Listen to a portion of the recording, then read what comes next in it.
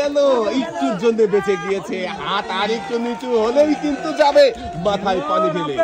দেখি দর্শক বন্ধুরা কে বল উঁচু করে রাখতে পারবে শেষ পর্যন্ত আর পানি থেকে বাঁচাতে পারবে নিজেকে। আপনারা দেখতে থাকেন, আমরা দেখছি আমাদের চারজন প্রতিযোগীর মধ্যে এখনো দুইজনের লড়াই করে যাচ্ছে। দেখি শেষ পর্যন্ত এই লড়াইয়ে কে টিকে থাকতে পারে। ভেতরের কষ্টটা চোখে মুখেই প্রকাশ করে দিয়েছে আমাদের 2 নাম্বার প্রতিযোগী।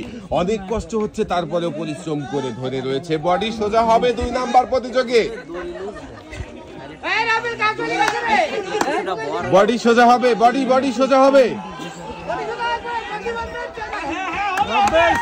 ভেতর থেকে যে কষ্ট হচ্ছে সেটা বোঝা যাচ্ছে তার চোখ মুখ দেখেই। চোখে মুখেই কিন্তু পরিশ্রমের ছাপ উঠে গিয়েছে।